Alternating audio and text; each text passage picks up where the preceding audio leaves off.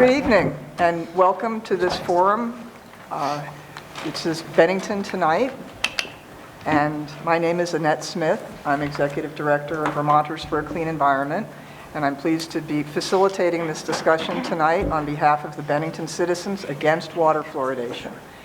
And we will be having what I hope is a lively discussion where we provide facts and information to help people make an informed decision about the introduction of fluoride into the Bennington water system.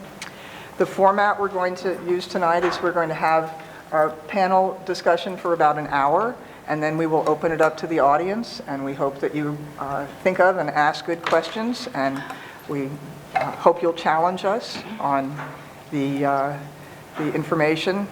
I know that if I were in the shoes of the citizens of Bennington right now, I think I would be confused.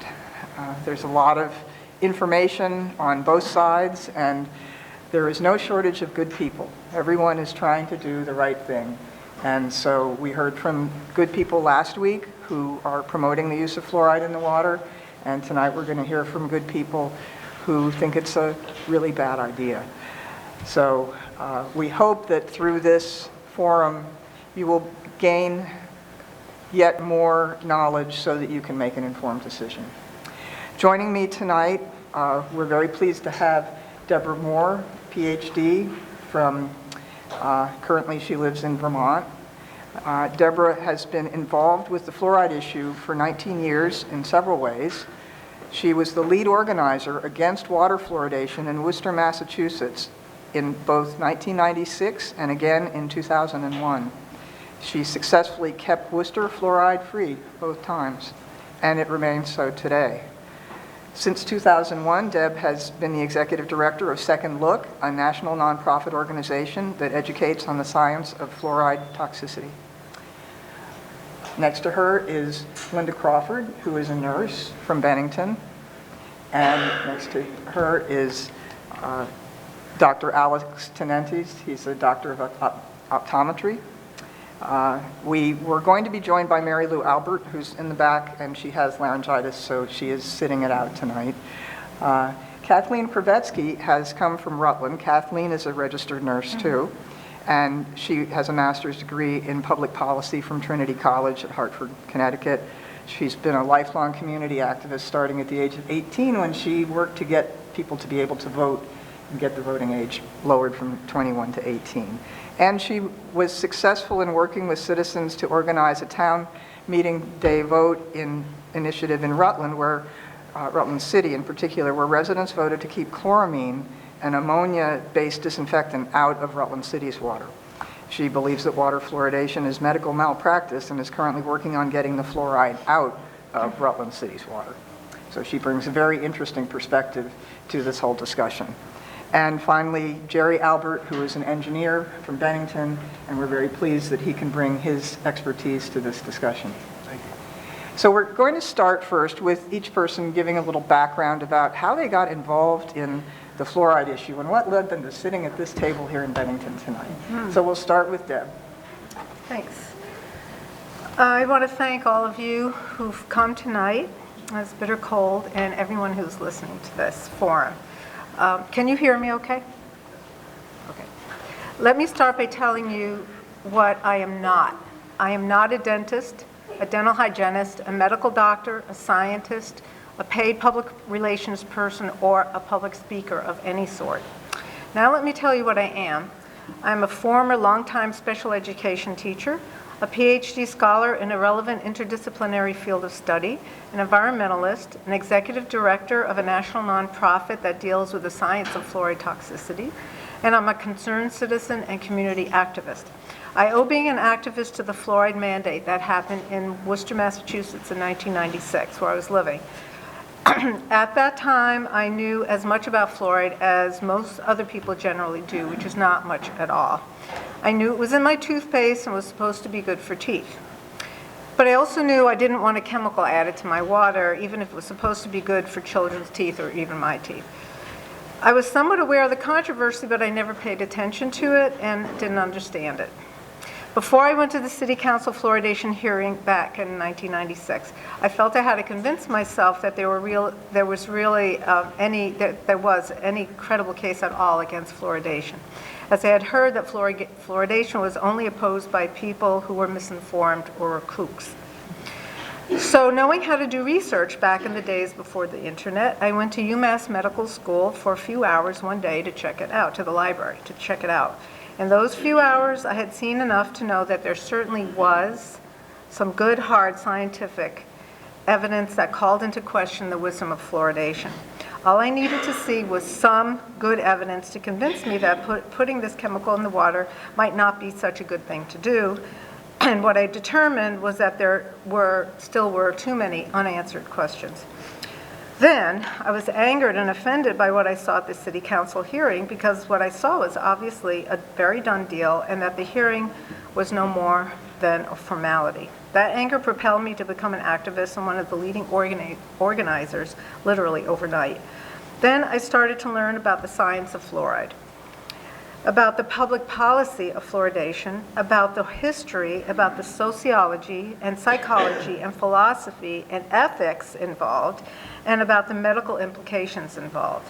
And I have been learning about this very complex issue ever since. In 1996, after a great deal of work and a steep learning curve, we won in Worcester. I managed to finish my PhD work after that, which was on hold during that fight, and I decided to start a nonprofit organization to try to deal with the fluoride issue in a different way. During 2001, the year my organization finally got off the ground, I had to divide my time to fight yet another effort to fluoridate Worcester. This time, I knew it would be a massive fight, and it was. But most of a year later, I'm skipping over a lot, we did win again. Since then, my organization, Second Look, has evolved a great deal. I knew early on that it could not be about fluoridation, but about the science of fluoride toxicity. It keeps evolving in response to what's needed and is now mostly focused on helping people who are fluoride poisoned, as there is simply no other entity, at least in the Western Hemisphere, that is dealing with this need.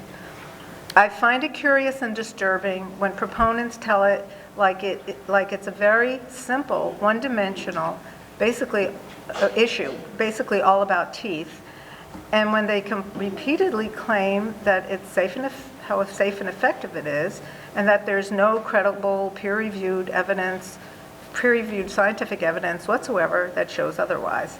I find this strange because I know that there surely is plenty of credible evidence and that it reflects the best of peer-reviewed scientific and medical research sources, and it is easy to find. I have now been studying all aspects of fluoride for the last 19 years and working closely with those who are most knowledgeable on the science involved. I can tell you that the only positive thing I can say about fluoride is that it's very useful in various industries. I have much to say about fluoride and will do so when the opportunity arises in the course of this forum. Thank you again. Thank you, Deb. And Linda, how did you come to this issue? Well, about 30 years ago, I started suffering from some vague medical problems. I was misdiagnosed with asthma. So I was given an asthma inhaler, which I've learned every asthma inhaler has fluoride in it. I used the asthma inhaler, my airway closed, and thank goodness I worked at the hospital at the time, and I was taken right down to the ER, and I had to have a shot of adrenaline. So then my neck was covered with hives, so they gave me Lidex cream to put on my hives. Lidex cream has fluoride. So I put the Lidex cream on. I was still at the hospital. I went back to the ER and had a long-acting shot of epinephrine. So the pulmonologist who was treating me for my asthma and the ER doc sat there looking through the PDR, which is this huge book full of all drugs. And they spent quite a bit of time, and they compared the ingredients of both of the drugs I'd been given, and they said, the only common thing we can find is fluoride. You should avoid fluoride. In the 30 years since, I've had a couple episodes where I have inadvertently been exposed to fluoride, either while I was a patient at the hospital and I was given fluoride a fluoridated medication in my IV and had a severe reaction.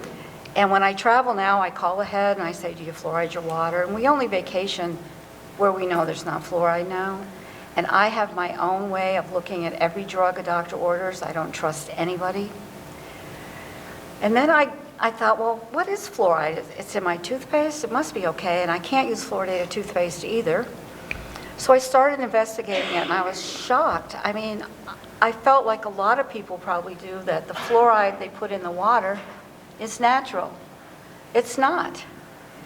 The fluoride that's found naturally in the water was made by Mother Nature. Man cannot mimic Mother Nature. The stuff they put in the water to fluoridate it is actually a toxic waste from the phosphate fertilizer industry, and a lot of it's imported from China. So, do I want fluoridated water? No. Do I want the children to be healthy? Yes. There are a lot of other ways to do that. Thank you, Linda. Dr. Tonite.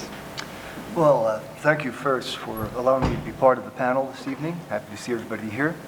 I got into this about 13 years ago when this last came up.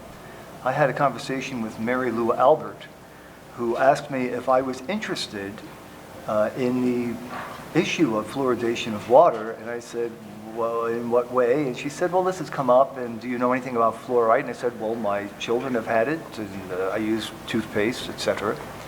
It turns out that I said, you know, I'd be interested in looking at some data, if you have some data, and she sure indeed came forth with some data, more than I could chew at that moment.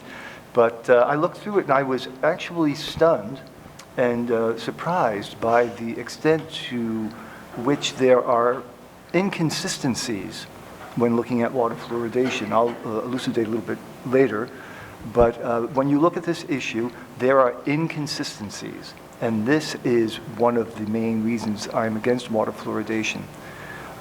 So I came to this issue because of a conversation. It was a chance conversation with Mary Lou, and it's changed the way I've looked at fluoridation. So I'm happy to be here this evening, and I hope I'll be giving some information that helps people with regard to making a decision about this.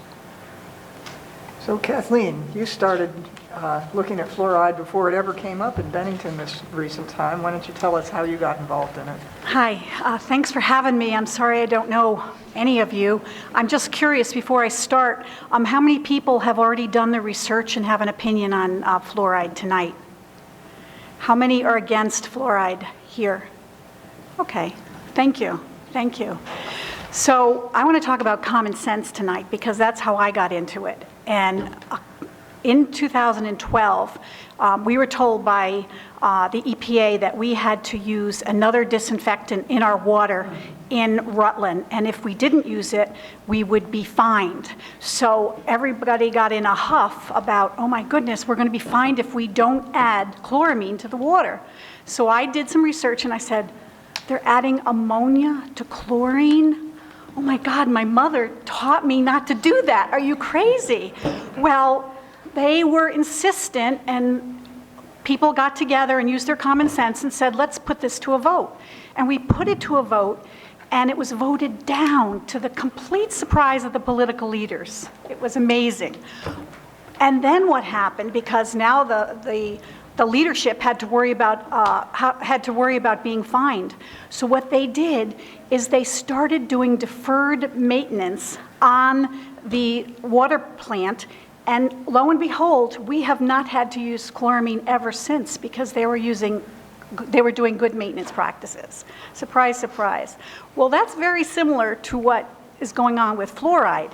So people talked to me at that time and said, you got problems? You should look at the fluoride. I'm like, no. Oh my God, it's so widespread. I didn't want to do it.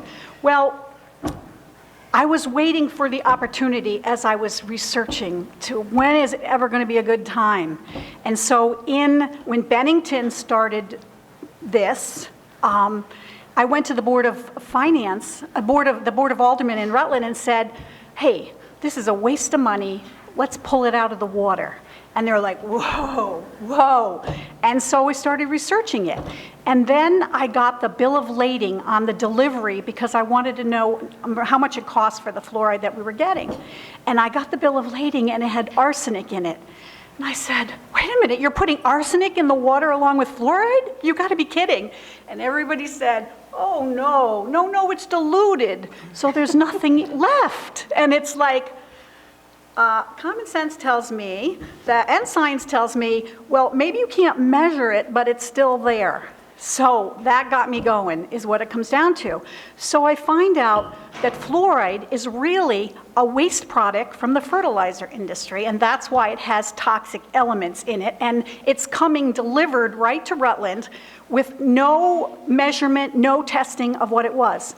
The stuff that we get, which is what you're going to be using, is never tested for human consumption. And so, hey, you know what? Let's use our common sense. So we look further. Okay, so you can't feed chlorinated water to our babies. Okay, you have to use some other kind of water. Now wait a minute. I thought fluoride was good for tooth development. How come we can't use it in our water? Common sense, what do you think? It's a hazardous waste. The other issue was, well, we're getting it from a fertilizer industry that's never been tested. Common sense tells us that's not a good thing. That's not a good thing. And the other issue is the toothpaste. Man, I remember eating toothpaste when I was a kid.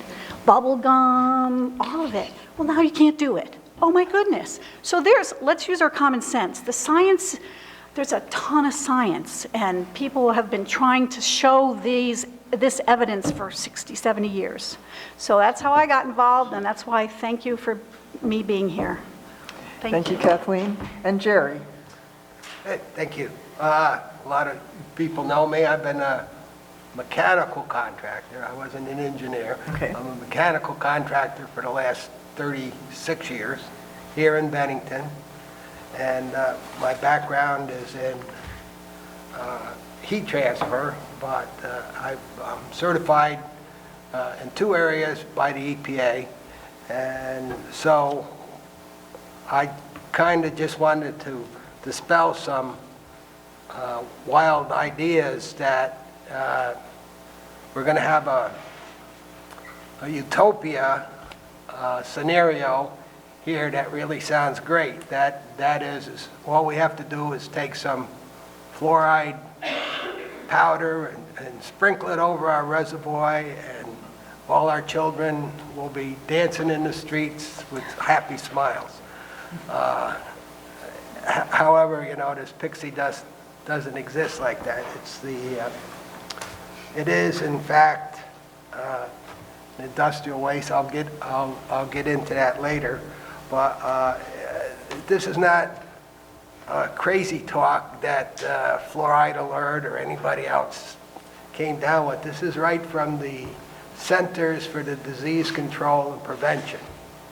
And it goes on to say, community water supplies in the United States uses 1 of 3 additives for water fluoridation.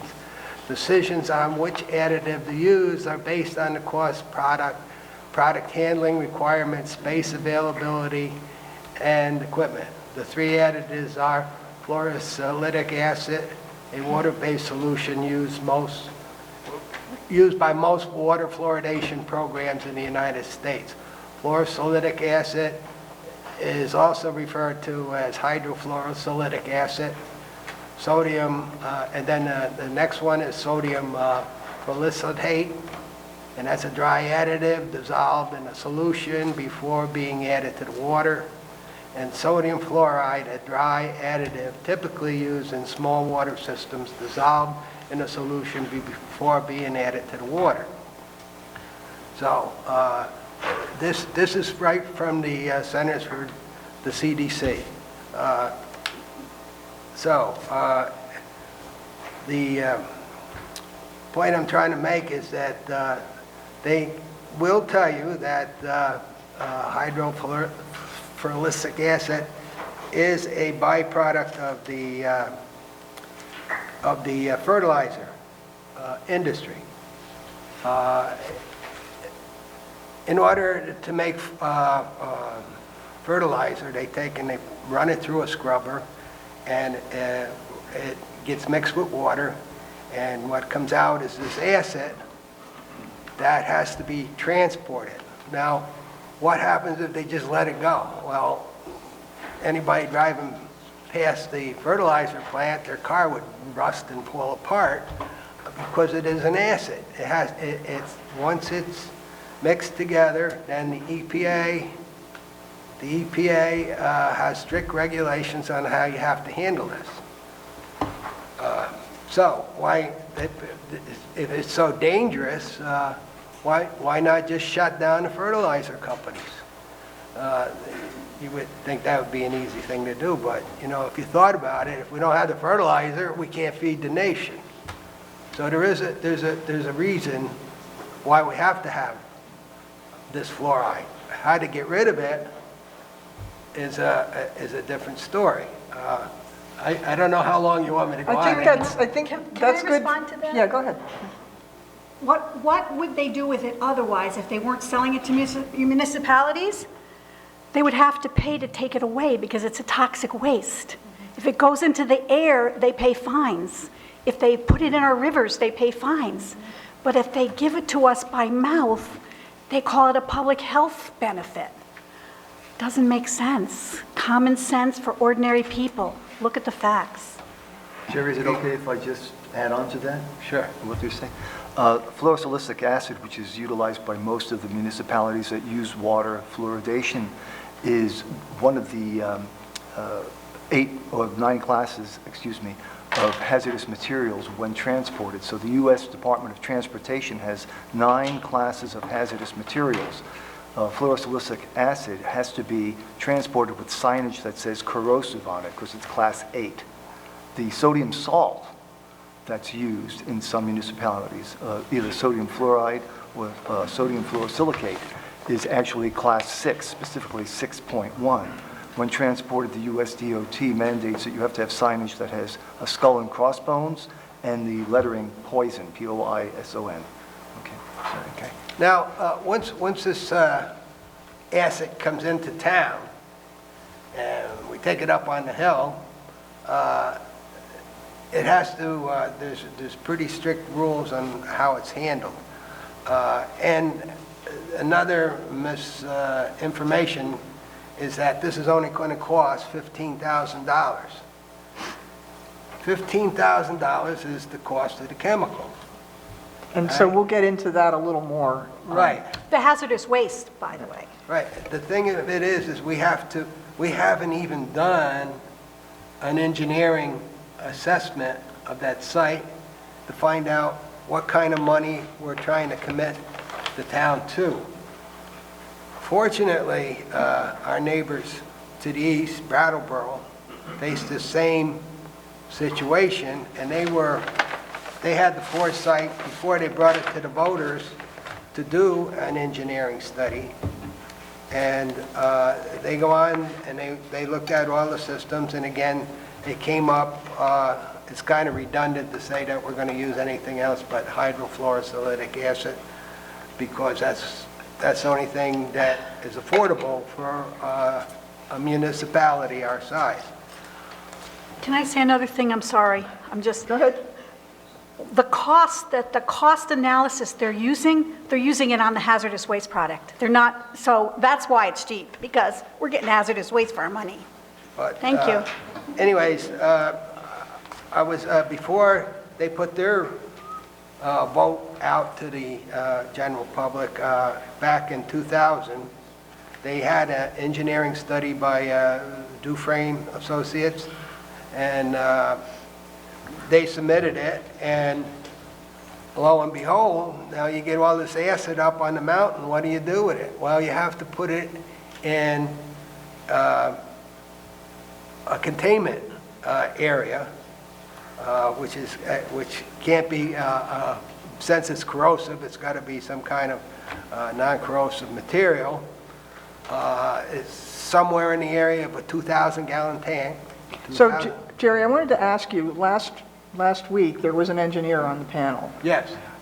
Can you respond to what he said, I had kind of expected him to give some analysis of what it would cost. Yeah, right, because Jason works for a company, a very good engineering company, and they will put together an engineering study like this. But that hasn't been done yet. It hasn't been done yet. So did he give any real information about what would be involved, that you could put some price From down? this, I'm saying because Brattleboro is a similar size as Bennington is, it will have a similar sized water system. They did their homework before they put it before the voters, and they paid for an engineering study. Now, if this, by some stretch of the imagination, gets by on the 3rd, the first thing the state's going to require is this, an engineering study. And I'm just kind of borrowing their engineering study, and they're talking about, by the time you buy the chemical pumps, buy the storage tanks, and do the engineering, they were talking about $124,000 back in 2000.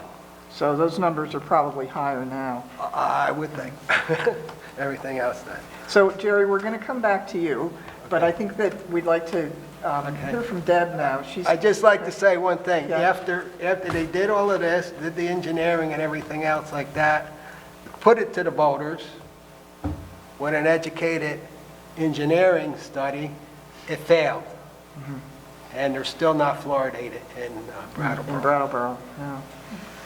So Deb, you had some questions that you wanted the Yeah. audience to think about as we're Yeah, discussing this I tonight. have questions for the audience, primarily for people who are either on the fence or think fluoride is a good thing to put in the water.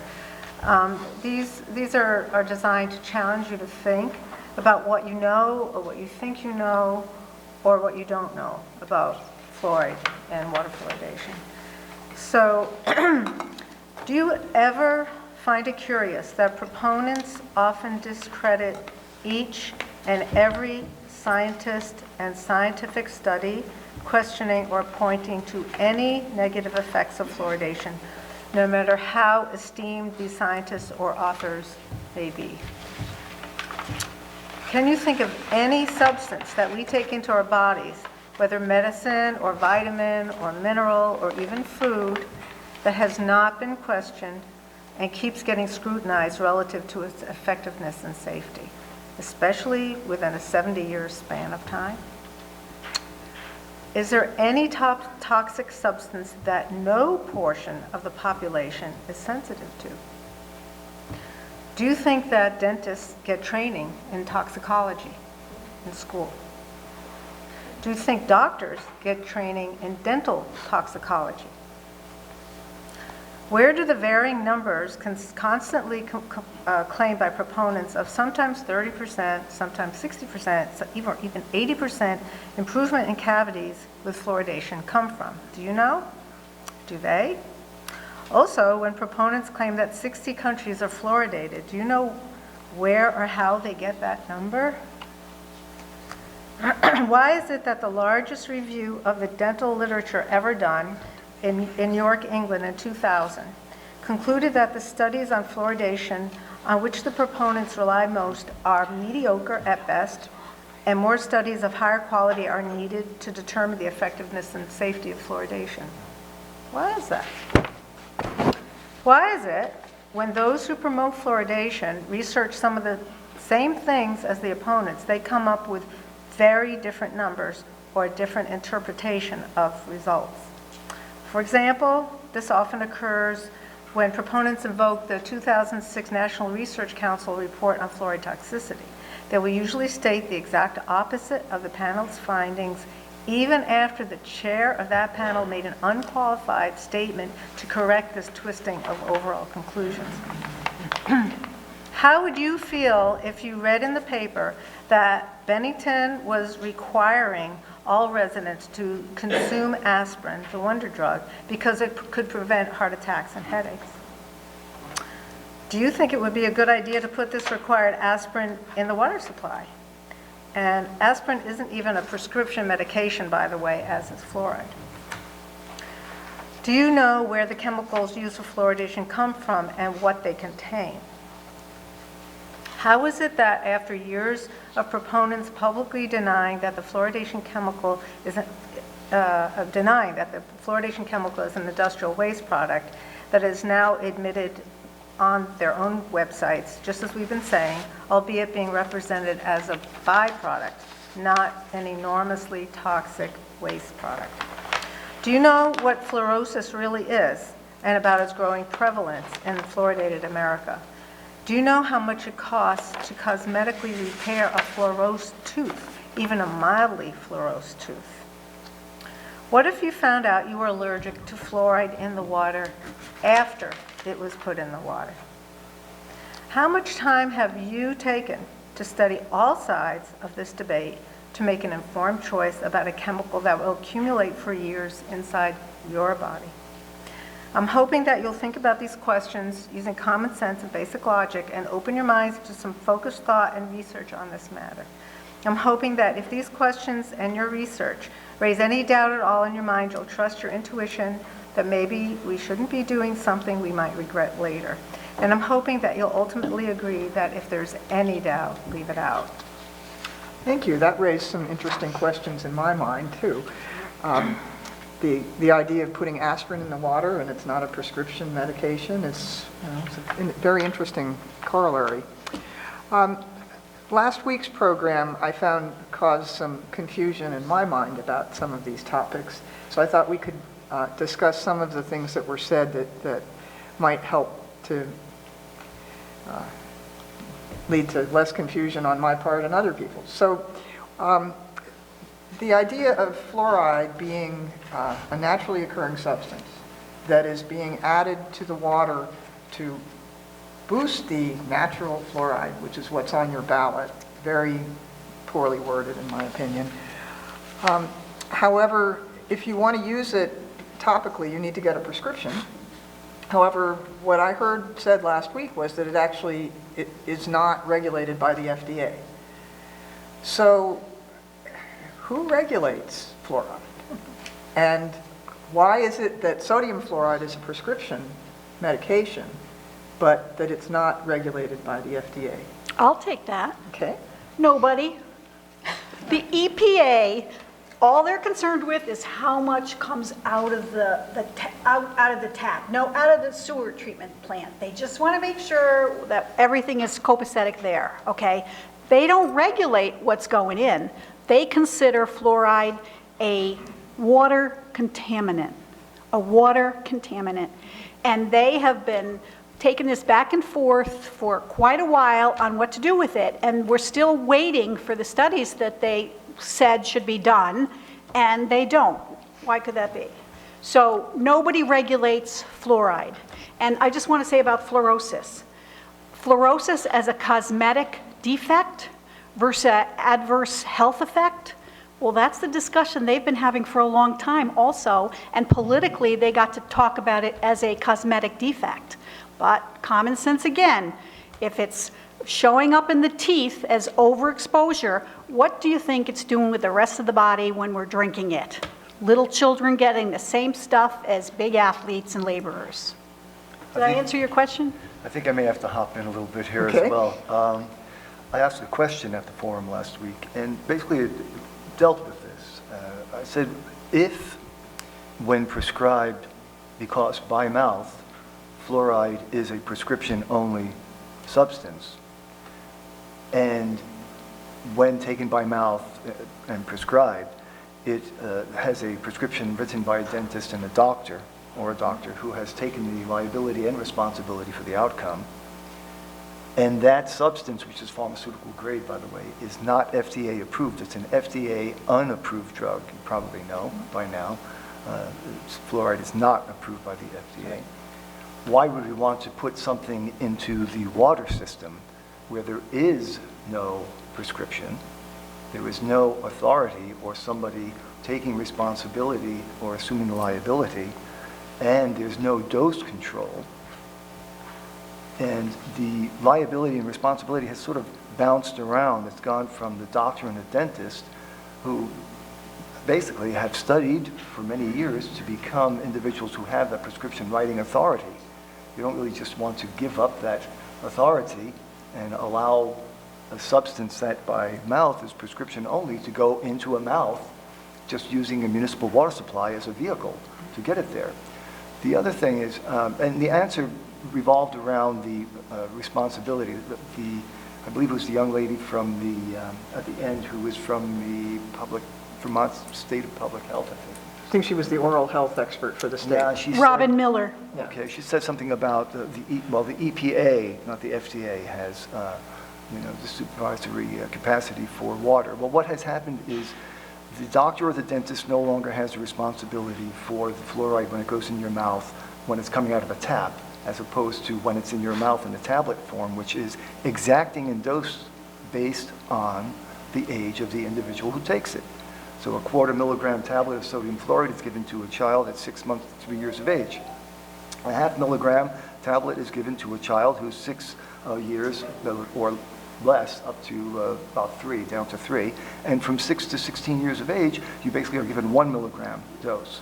How do you know how much somebody is getting? If you have a 2.5-year-old who has a glass of orange juice at breakfast, has oatmeal made with water instead of milk that day because mom didn't have any milk, had a gelatin dessert, which in itself, by the way, is very interesting to think about, because remember, when fluoride is consumed, it goes into your system. Most of it is absorbed by your skeleton.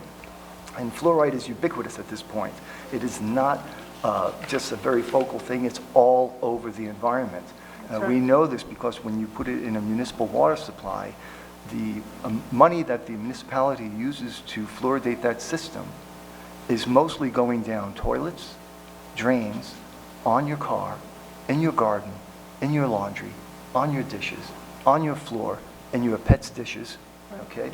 And so the amount of actual money that is used for fluoride delivery is very, very, very small for the actual target. It's like buying something, since it's less than 1%, the USGS, the United States Geological Survey, tells us that we utilize between 80 and 100 gallons of water per day. Now, if you consume a gallon a day, and I challenge most of you to stand up and say, I drink a gallon a day, okay, that would be between 1 and 1.25% of the total water consumption that you have each day. Therefore, 1 to 1.25% of $15,000 to fluoridate a water system is somewhere between $150 and $180. And that's assuming that everybody needs the water. So is there a cost argument to fluoridate the water because it's cheaper, because sodium fluoride's a prescription drug that's expensive? Well, then you get into one of the main reasons why I'm actually seated here, which is that you might hear that for every dollar that is spent, there is $38 saved, okay, when you use water fluoridation. And I understand that's a good number to use, but you can't put a price tag on American freedom. And people have paid a price for American freedoms over the years, in and out of uniform. And it turns out that when you stand up in a movie theater, for example, and you yell out, fire, fire, and people are injured or even killed in the resulting stampede when there's no fire, because you utilized what you consider freedom of speech, okay, you have done harm by utilizing the freedom.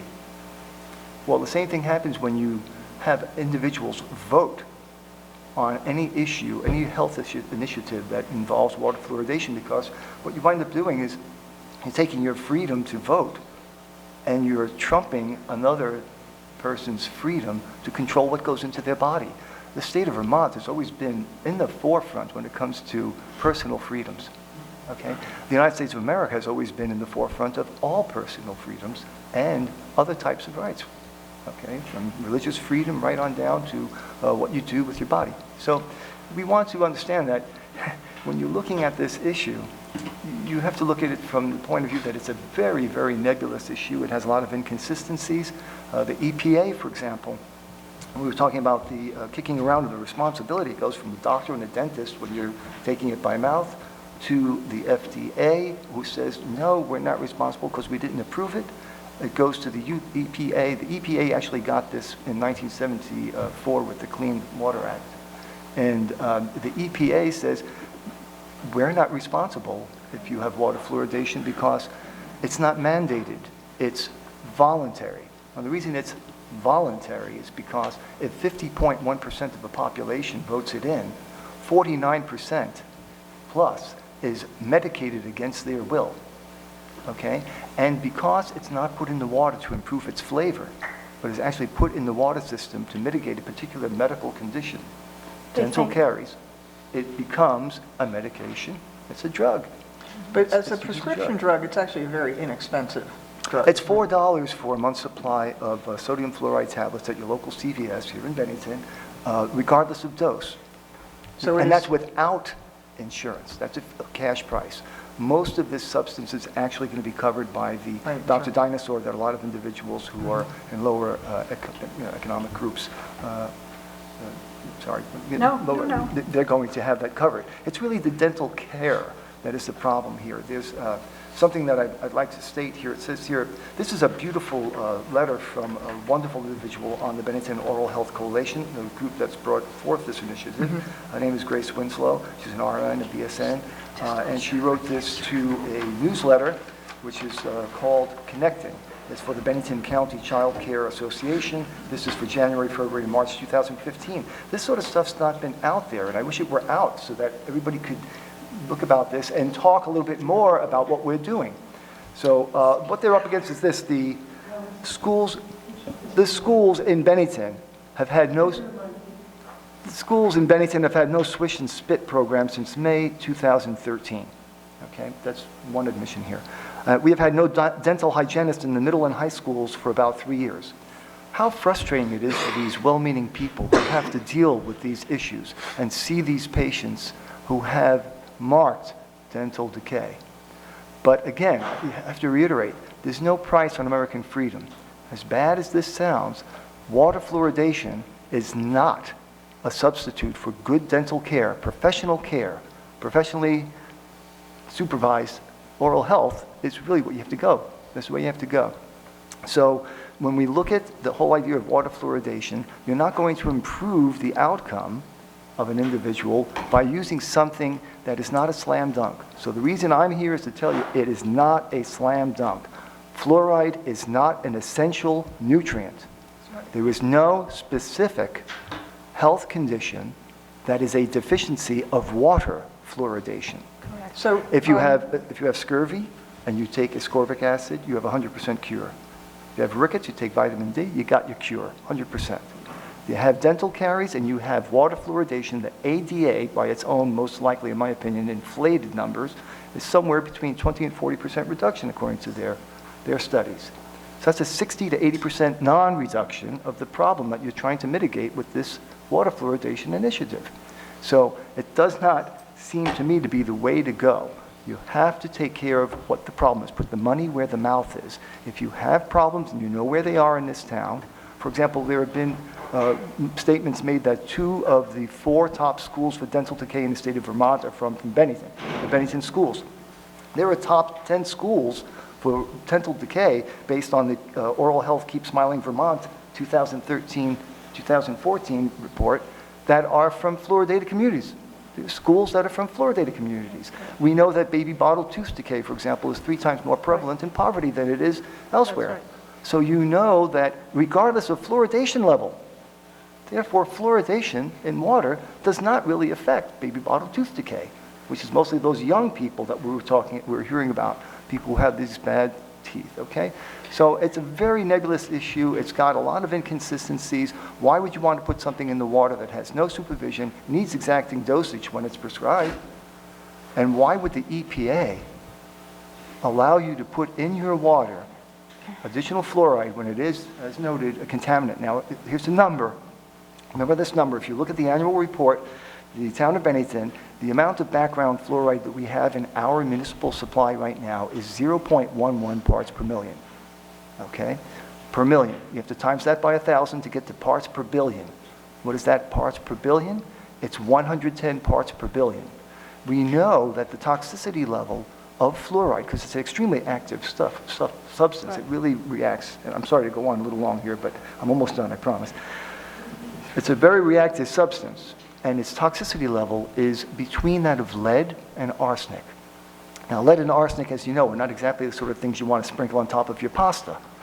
Lead has a maximum contaminant level set by the EPA at 15 parts per billion. I think once in calendar year 2014, we had an action level occur, right? I think that's it. And then our water department did a great job and they got rid of that issue. But 15 parts per billion for lead. Since arsenic is more toxic than lead, it has a lower MCL. And that makes sense. It's a consistency. It reflects the toxicity level, and you have a 10 parts per billion MCL. Fluoride is allowed at 4,000 parts per billion by the EPA. It smacks of inconsistency, but it almost sounds like recklessness. Why do they turn their face in the opposite direction and basically ignore the fact that at 110 parts per billion, we're already over where fluoride should be, probably So, about 10, 15 parts per I think billion. Deb wants to respond to what you're saying. So. Yeah, I can't give you any figures at this moment, but my understanding from good sources for a long time has been that basically the EPA, the maximum contaminant levels and goals, maximum contaminant level goals for fluoride were brought about fraudulently. There was no substance, there was no basis for them. That everything, as Alex just mentioned, all the contaminants are measured in parts per billion. Fluoride is the only one measured in parts per million, and he's absolutely right that that's a real big, it should be a real big concern. Never gets mentioned, certainly by. So I want to get back to some of the other things that I heard last week. Jerry, you wanted to say something? Yeah, we're talking about the EPA here, and there's another thing going around town saying we should fluoridate our water because everybody else is doing it. A lot Time tested. yeah, right. Been used for 70 years. What's wrong with that? Right. Well, let me. Everybody's familiar with Albany, New York, because we fly in and out of there. That's our airport. And, but Albany is also, besides the state capital, it's home of the Albany Medical College, Albany Pharmacy College, Albany Medical Center, several dental hygienist schools, etc. So I dare say that there's more doctors per capita in Albany than we have in Bennington. And it was very interesting because everybody's talking about the study of one's peers when we're talking about the subject. So let me just read what the Albany Water Board had to say. It is the board's judgment that there is insufficient evidence to support a decision to fluoridate our drinking water at this time. Indeed, there is considerably new information which indicates that there may be serious health implications to fluoridation, especially with regards to the findings of the National Academy National Research Council. The board also believes that sufficient other means are available to obtain fluoride for those wishing to do so. Now, this is by the National Academy of Science that's been around since Abraham Lincoln. I don't know what other study can be peer-reviewed except for this, but I think the people who are putting up Article 15 should seriously read this and reconsider it.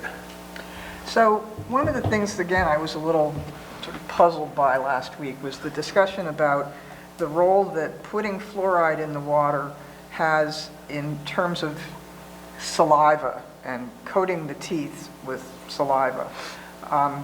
As though there's so I think that the answer to the question was fairly simplistic, that all we have to do is put fluoride in the water, and then that keeps a dosage that is going to be protected or something. And I didn't quite follow that. Can somebody speak to what the actual science is on that?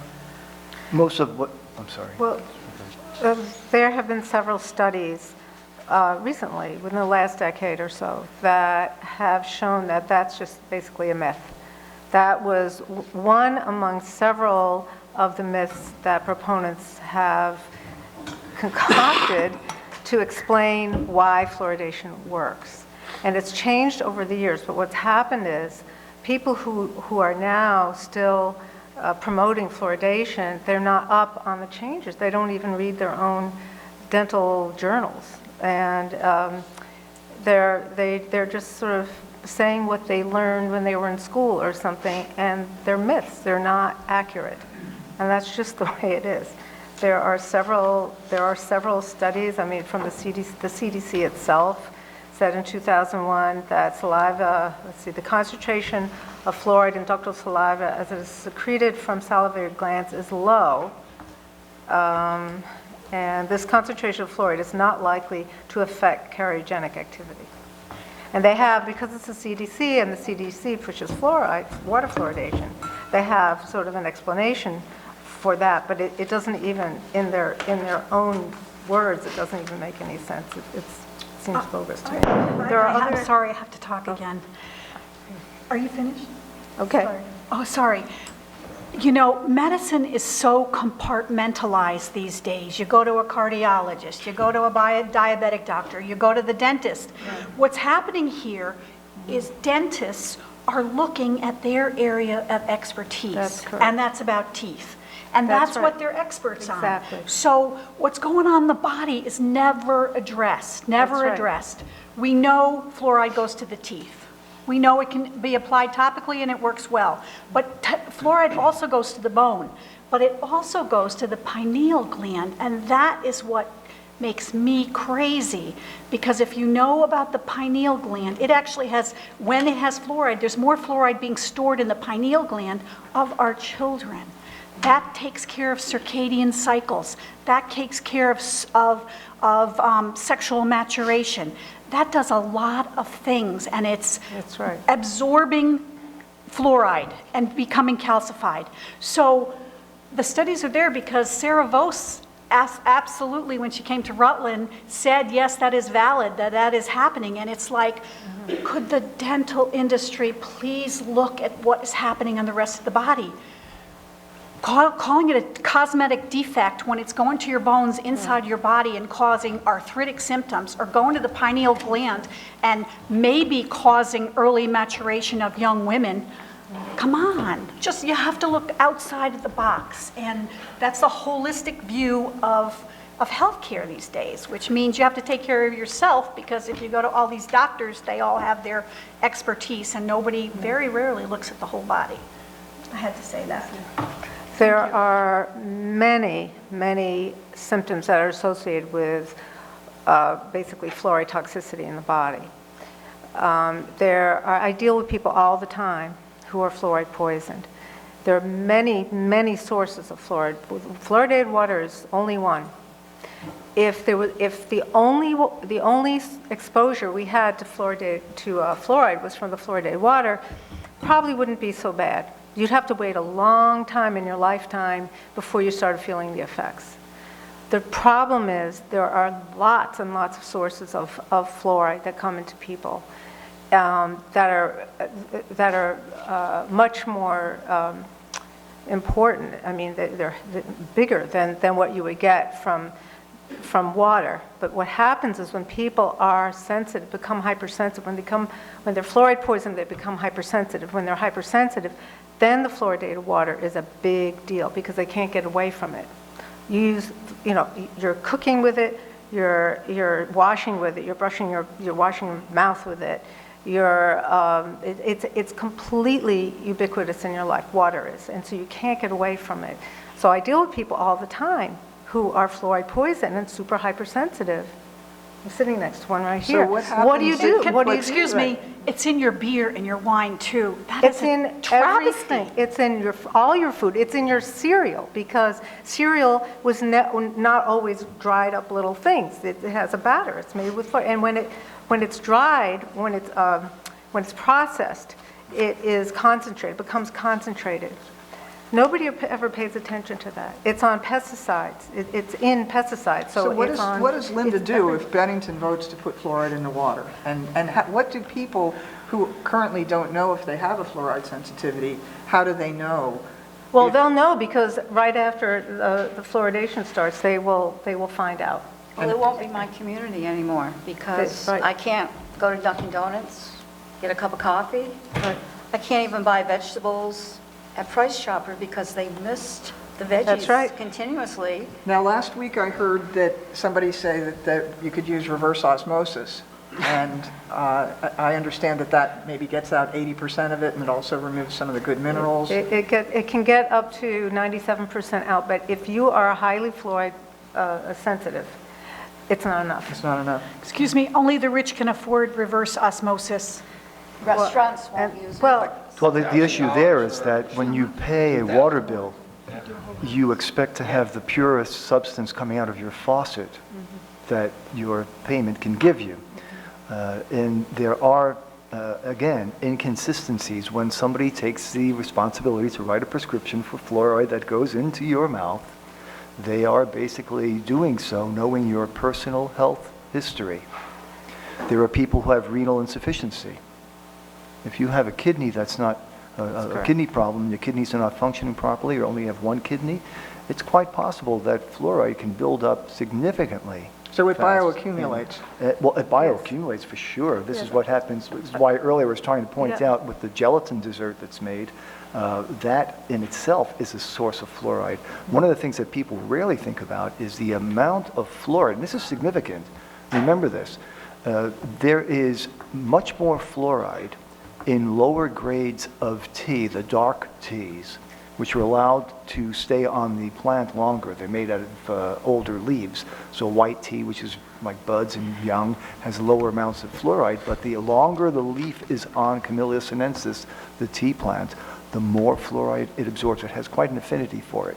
1 cup, 8 ounces, with fluoridation at 1 part per million, which, by the way, another inconsistency, we were up to about 1.2 parts per million, were we not, at some point for fluoridation? The EPA reversed itself and went down to 0.7 parts per million because of the fluorosis problem.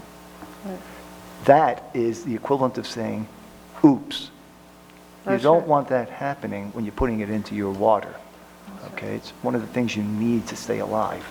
So we want consistency. If there are inconsistencies, you have to think about that. Okay. Another yeah, study. I'd like to add to that just a bit. As far as tea, it's not just the dark teas, it's any of those caffeinated Oh, teas. they all have it, but it's more So in the dark. if you really want to poison yourself, what you're going to do is take fluoridated water with non-organic black tea or even green tea and make it really dark and drink several cups a day. You will get poison that way. And cook some pasta in fluoridated Oh, yeah. water because the fluoride It gets concentrates as it right, boils. right. So. I have an open question to everybody on the panel here and out in the audience and out in TV land.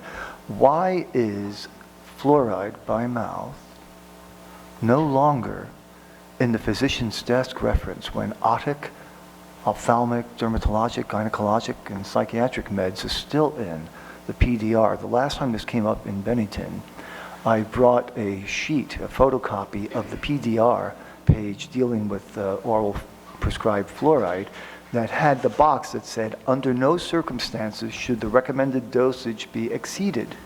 And this is a great example. When you're using it to make tea, you're more than trebling the amount of fluoride if it's dark tea.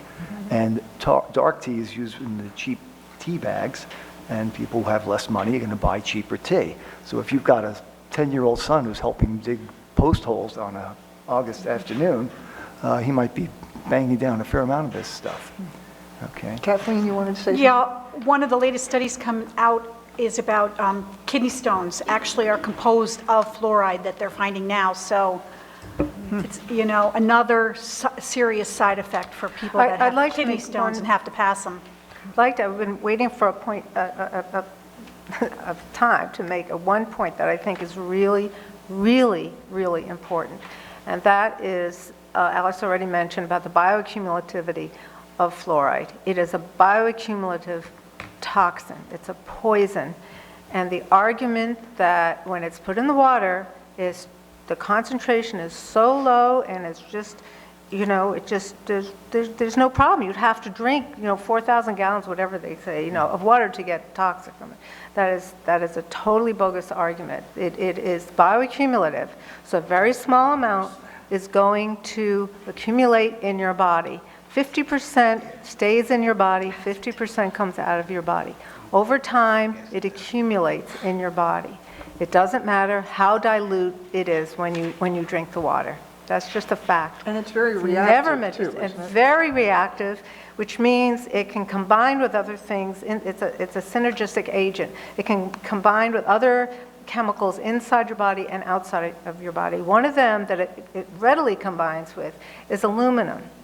So if you get fluoridated water coming out of your pan, coming out of your tap, and you are using aluminum cookware, and you do something, you're cooking or something, and you take that in, it's one of the most toxic, the most highly toxic neurotoxins that there is. It's terrible. So I got to stop here. We're about an hour in, and we will go to questions after we grapple with this last one that I'm going to ask you all.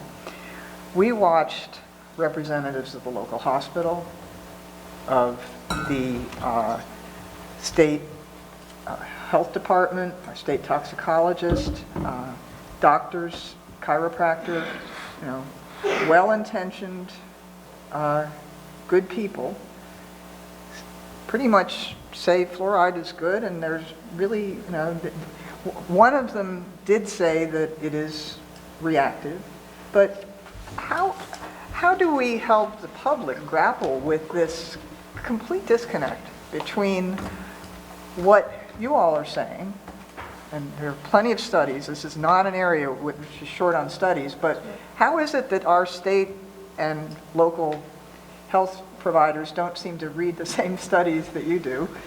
And I think I'd like each of you to kind of address what you heard last week in the context of expertise that was supporting fluoride, and how do we grapple with this? I think on the local level, I think very often, I think it's the case in Bennington, people are very genuine in their effort to help the people who have teeth problems, okay?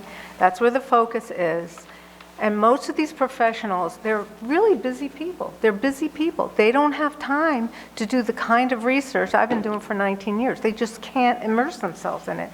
And furthermore, so many of them are already predisposed already because they've always heard, like I heard before I got into it naively 19 years ago, that, it's just a bunch of kooks, don't listen to them. They don't know what they're talking about. We're the experts, trust us, so they listen to the experts. Well, you have to really look at who these experts are and what they're saying. And what it really comes down to is it's endorsements upon endorsements upon endorsements.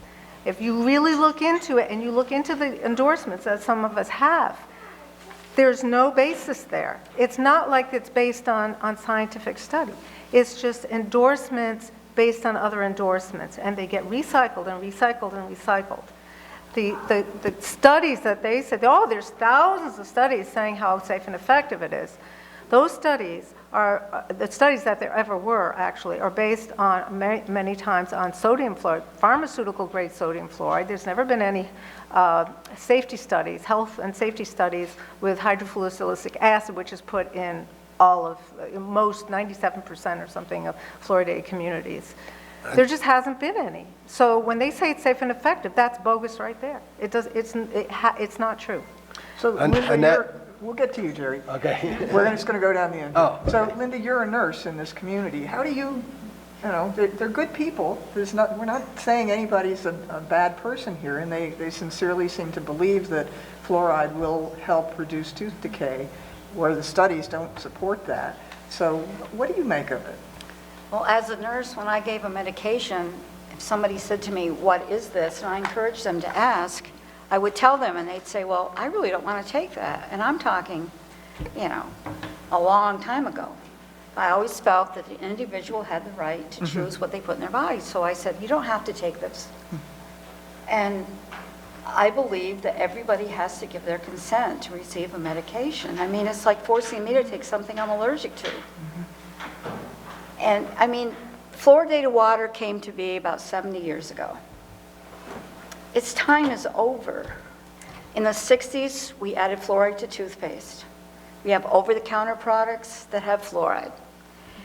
And you hear like the public health woman that was here last week, she's like just spouting out these old studies. And public health policy is not kept up with science. That's right.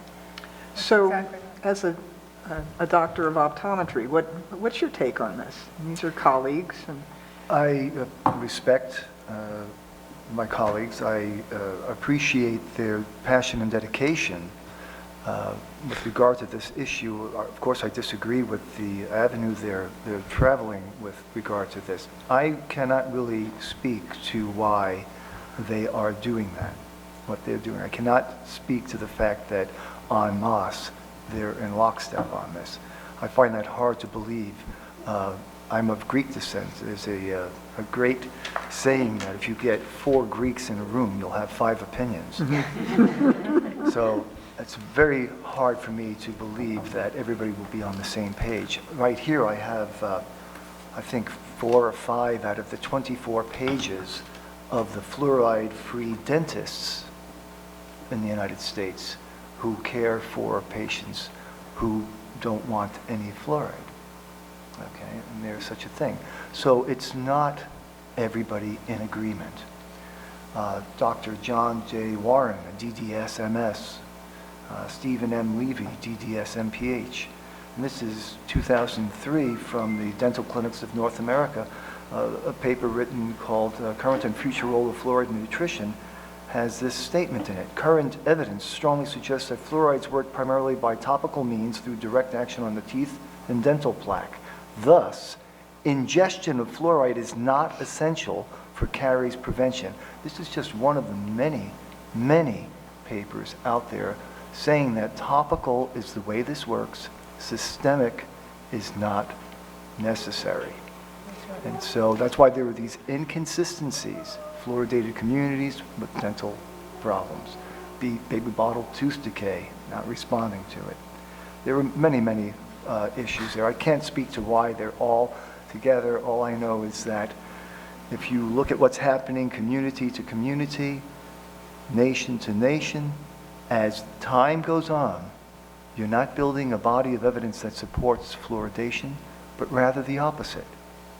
Israel has gone recently non-fluoride. I have in front of me news reports from with the past year and a half. Portland, Oregon, Albuquerque, New Mexico, Wichita, Kansas. yeah, Portland had a big Oh my gosh, effort. it's incredible. And we're talking, you know, not small burgs here. We're talking 600,000, 558,000. And these are communities that have fluoridated water and have voted to get it out. Yeah, to Now, get it out. Kathleen, as you're learning, it's harder, much harder to get it out than to keep it out once it's in the water. How many people here knew that employees of the EPA, all 1,500 of them, went and said they do not support water fluoridation? They took it to court. How many people knew that? We talked about what's going on in the EPA. Their own employees, the scientists that have done the study, came forward and said they were coerced. That whole issue between cosmetic effect versus adverse health effect. So the information is not getting out there. So Kathleen, we went through this in Rutland too with the chloramine issue, where we had the same panel of experts from the state all supporting adding ammonia to the water too. What is your, I mean, you're a nurse, you deal with these, and I'm not asking anybody to say anything negative about your peers, but how do you grapple with these state and local health? Well, there's pods all over the world at this point that are doing the same thing that we are doing here. Yeah. And that is amazing. And you know what? We're all in communication and we're sharing information. But why is it all happening all at once? It's because the corporation has taken over our governments. Mosaic made, I have it written here, net profit last year was like $9 billion.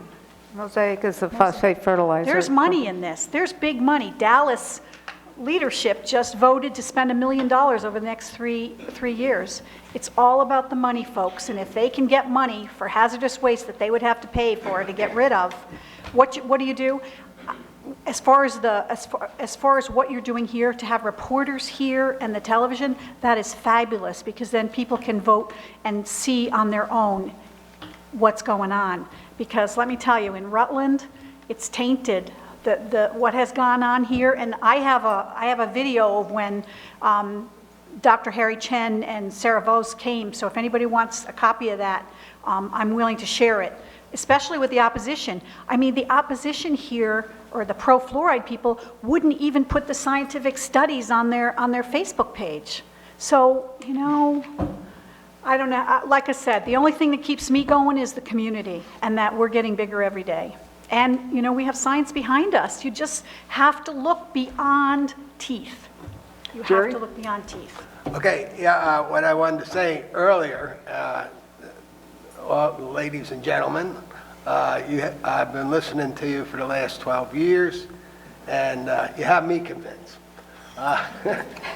But we already do have a question from the floor, and I'd like to relinquish what time I have left to hearing from this gentleman right here submitted a written question. This was a question there. Okay, you want me to just read the question? Why is fluoride in our foods?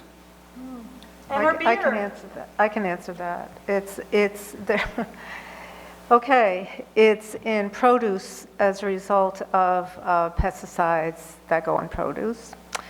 It's, as I said, when processed foods, any kind of processed foods, if it's made with fluoridated water, it will end up in the processed food.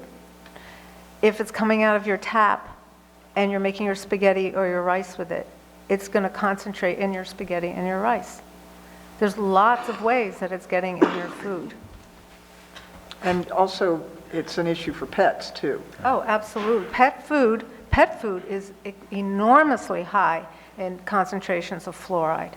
And that's because cat and dog food, they put a lot of bone in there, and that's where fluoride concentrates the most. And Mary Lou has some literature on that at the back table if you want to learn more about the animal aspect of it. Fluoride being a poisonous substance is used as a rodenticide as well as a pesticide.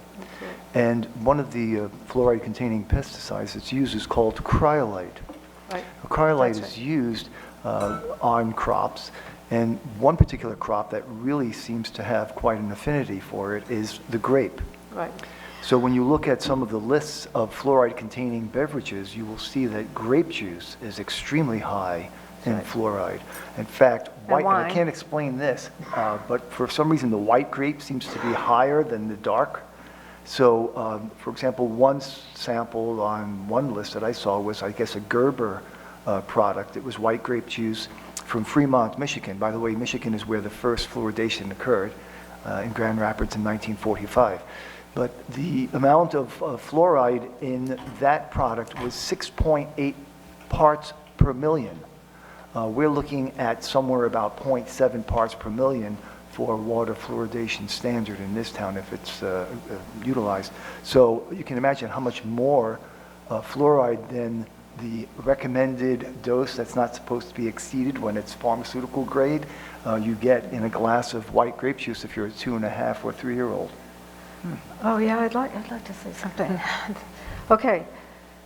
Fluoride, the proponents often say about the water fluoridation, well, it's an ideal amount. They want to raise the level to the ideal amount. So it's a dosage that they want you to give you for your teeth. But they completely leave out all the other sources that are coming to you and your children. If you add up all of that, it's enormous. It depends on what you eat and how you eat. And the one thing I can say about that is if you want to stay away from fluoride in any kind of processed foods, try not to eat processed foods, but try to stay away from all processed foods, even organic, but eat as organically as you can. Well, remember, even if you have an organic vegetable that's in a produce market in a town that has a municipal fluoridation system, right. those sprays that go on That's right. periodically to make your veggies nice and fresh and moist will be fluoridating your food as well. The And it won't be curve that was up organic. before, the graph before from the World Health Organization that shows the decline in dental decay in nations, both fluoridated and non-fluoridated, partly can be explained by the fact that the fluoride is so ubiquitous now because of overuse and because of the fact most of it's going into the environment when you fluoridate your municipal water supply. Remember, it's not Right. going to bodies. Because most of it's going out to That's the right. wastewater treatment plant. And also, in the way water systems work is that the closer you are to the plant, the more disinfectant you get, and therefore the more fluoride you would get, and the further away you are from the plant. So in terms of dose, there is no dose control at all. That's right, It's not even absolutely. close. So we want to open it up for questions. We do have a microphone right there. Sorry. And you go stand at the microphone while Kathleen Just says the something. precautionary principle in public health Yes. says that to err on the side of safety and health rather than make a decision that might be risky. The Correct. studies are out there. It's all risky. The EPA has said they need to study, to open up, but they've never, open up studies, but they've never done it since 2006. May I? The precautionary principle. May I add to that? I just wanted to add to that if I could. This is from 2003, the International Journal of Occupational and Environmental Health. This is from Cross and Carton. Silicofluorides widely used in water fluoridation are unlicensed medicinal substances administered to large populations without informed consent or supervision by a qualified medical practitioner. Fluoridation fails the test of reliability and specificity, and lacking toxicity testing of silicofluorides constitutes unlawful medical research. Okay? 98% of Western Europe is non-fluoridated.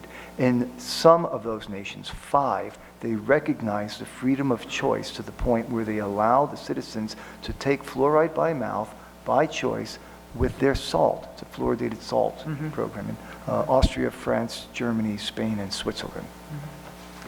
So we have a question? Can you do me a favor and call up the slide of the fertilizer plant? Sure.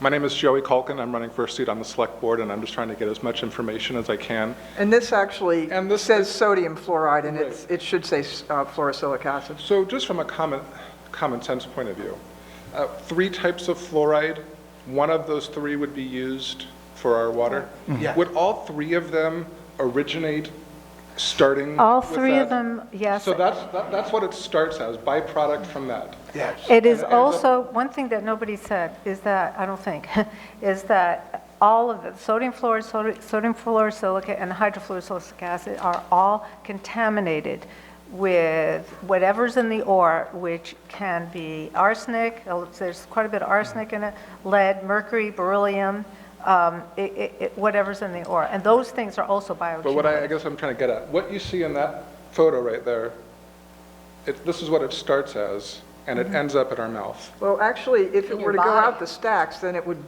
require EPA approval, and that's one reason that they put it in water instead, is because it's Right, very but the end hard to from get approval. beginning to end process of, turning it into powder or the liquid that you dump, but that's the very beginning stage of fluoride. That's right. And in fact, the company where Kathleen got the bag from the city of Rutland she sent No, me it wasn't a bag, it was a label. yes. And yes. so I typed in the address on Google Earth, and it went straight to the fertilizer plant, the phosphate plant. You saw the white settling ponds, and that's came directly from Florida, from Mosaic. At some point, Mr. Colt, what happened was they lowered the level for arsenic, the MCl, to that 10 parts per billion. It had been higher at one point. But there's a difference between an MCl and an MAl. And you want to know the difference. The maximum contaminant level is the allowed maximum in the water. But when you take a substance to fluoridate a municipality's water supply, you have a tighter control. And so they're looking at trying to make sure that you don't have more than 1/10 of that MCl in the water as a contaminant, because of the nature of fluoride being highly reactive and the source that Dr. Moore pointed out. You have the potential for a number of these things to be there in such small amounts that sometimes it's hard for the normal testing to pick it up, but they're there. And in fact, there was a little bit of a controversy in the sense that when you get something like arsenic, since at 10 parts per billion, you're looking at 1 part per billion as the MAL, maximum allowable limit, there may be some municipalities that have a failure on the test if they have, some of them were over 1 part per billion. it's hard to control the contaminants sometimes. I guess all of that just sort of went right over my head, and I was just trying to get from the Well, it very becomes- beginning point, the very yeah. beginning point, that will end up in my mouth, is what the Okay. basic process, the gist of it is. Well, not Right, just but your it's- mouth, but your My whole body. I Yeah, guess it's a I wanted Pandora's folks- box. I wanted folks to be able to see that photo, and byproduct from that process is what ends up in our bodies. And so I just wanted to know if that was from A to Z, that to, Yeah, what makes the whole issue so controversial is that there are so many different issues you can argue against water fluoridation right, but we've talked common on. sense tonight. I'm just trying to get to the common Okay, sense. there you part go, of it. that's good. Now, the contaminants that are in the product that's coming to Rutland, for instance, the EPA subs out to NSF, the National Sanitation Foundation. So we learned about them when we were working on the chloramine issue. They certify water filters for taste and odor. So one of the issues was, will they remove chloramine? Well, no, but that's not what they really certify for anyway. It's just taste and odor. So it was a surprise to me to learn that NSF is actually the entity that is charged with determining, or at least telling you, what the contaminants are. Oh, but you only, if you're a corporation like this, you only have to test one load a year, just for your information. It may be NSF, I think, that had the letter where they made the statement that they had some concern because there were some tests that showed 1.62 parts per billion, I believe. I don't want to, The standard is standard 60. I have been trying to get information on that, and the toxicologist can get it, but she tells me that she cannot share it with anybody. It's secret.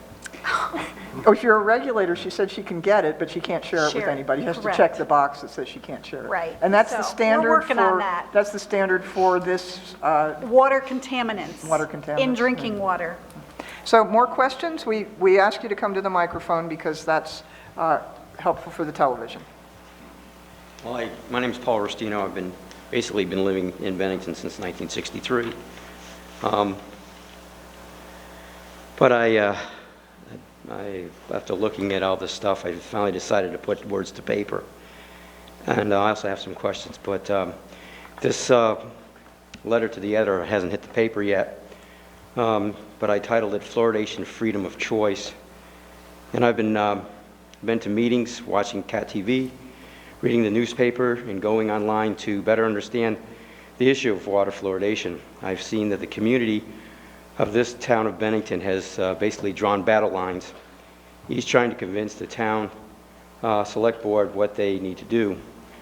There has been a petition signed to get the vote placed on the ballot as to whether the town's water supply should be fluoridated or not. I realize that there is an effort to stop the issue of tooth decay, this time in children. The last time this issue came up was about 14 years ago, dealing with tooth decay in the senior population of Bennington. The bottom line is both issues seem to come down to a free agency of the overall population of the town of Bennington who would be affected by the fluoridation of the town's water. Is there a concern to the issue of feelings of those who don't want fluoridation? Are these people feeling that they are being coerced and forced to live with fluoridation in the town's drinking water? When the issue comes to a vote, what will be the outcome? The town's voting history is not the greatest, with only those who care to vote, and while others don't care one way or the other. I hear some complaining about outcomes, and I ask if they've used their vote. Freedom of choice is a principle. There is no coercion about it, no force or intimidation, and at this time, we are free to choose between fluoridation or no fluoridation. We are free to choose, but we are not free to alter the outcome of the consequences of our choices. Who is responsible in the condition of the teeth anyway? That letter has not hit the banner yet, so. Now I have some questions. What is the reaction of fluoridation to the various pipings, the various water pipes in our houses? And I know that our system has placed buffers in the water because of the various pipes that we have in our homes. So Bennington still has some lead pipes, is that right? I believe they do, That's correct. if it's an older home. My question, okay, so what's the reaction of fluoride to those pipes? And what is the reaction, that whatever they're using for the buffering agent, to reaction to the fluoride that's being placed in there? I haven't read any studies that said that fluoride would affect the piping. Oh, yeah, I can speak to that a bit here. Well, it conflicts Okay, as Deb? well.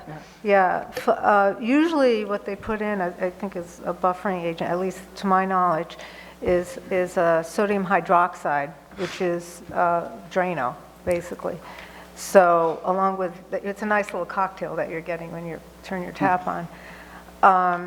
And they do that. Some places use orthophosphate. Oh, that's right, orthophosphate, Zinc that's correct, but they do orthophosphate. that even without fluoride, but Yeah. I think the sodium hydroxide they use.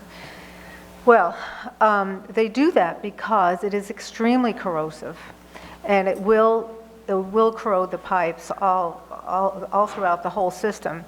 And there are many water plant operators or the infrastructure people in the town, you know, who complain about, they can see the difference very easily. They're always having to replace pipes. It's really bad. And the other issue that's connected with this is that if there's lead in the pipes, it seems to draw it out. And there have been studies where that showed that children have higher lead levels in towns that use fluorosilicates as opposed to towns that use sodium fluoride. With very few use sodium fluoride. So the the fluorosilicates seem to somehow, for whatever reason, draw it out of the lead out of the pipes. That's what it is. Don't get me wrong, it is a poison that you're putting in there. It's not a great concern from when I talk to the people in the water department that we would have a problem here, but we got to remember we got 2,000 gallons of fluoric acid, and there has been accidents all across the country with this stuff. And when it does leak out, or chemical feeder malfunctions, it's the town's responsibility to put a warning system in that's right in place, how to do it, how to warn the residents, and a no drinking policy. One thing about fluoride, if it gets into the system, you don't get rid of it by boiling it. That only makes it worse. See? So I know right up in, there was an accident with fluoride right up in Shaftesbury.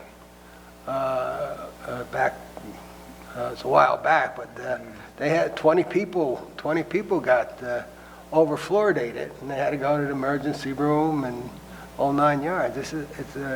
Those people will be sick the rest of their lives, by the way. Yeah, that fluoride in Shaftesbury was in the school. Right, They had fluoride pumps in schools. they did. At that Why time. did they take them out? Was it expense or danger? What? Well, Liability? after that, I would say liability.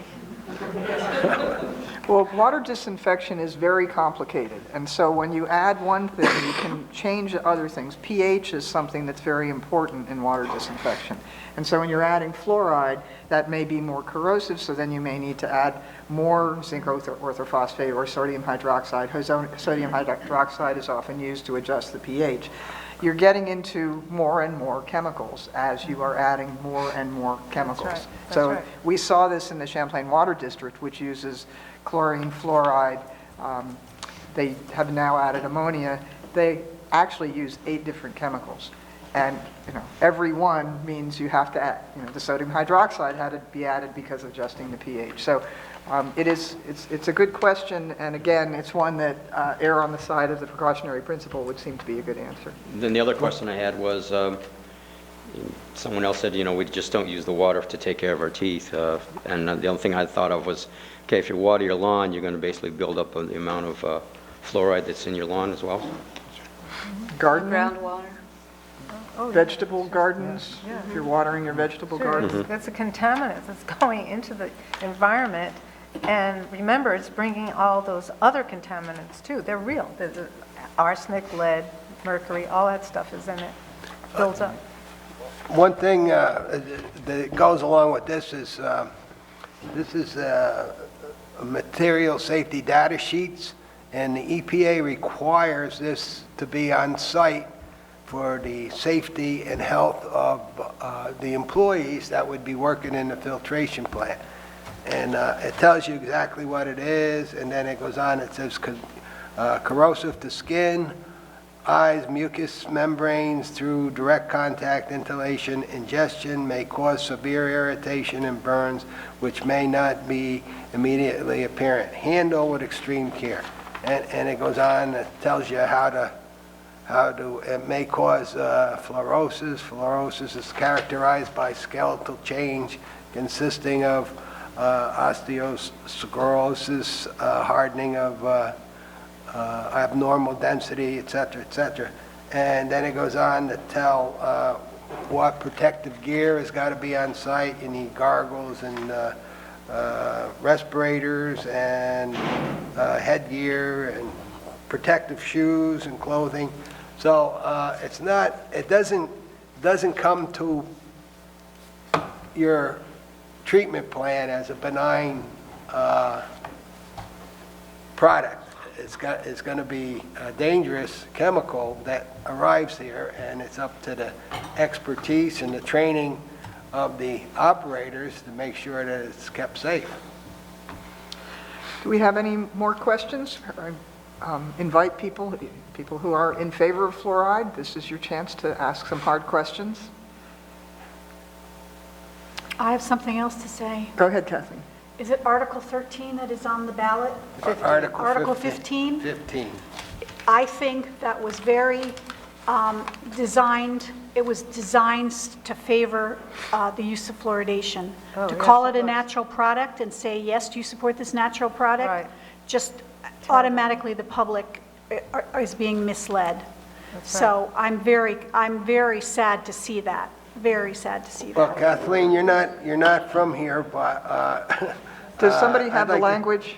Pardon? Can you read the language that's on the ballot? But the ballot reads, shall the town of Bennington adjust the natural level of fluoride in Bennington water system to a level recommended for the prevention of tooth decay, advisory only. Now, the deal is we covered the natural level of fluoride.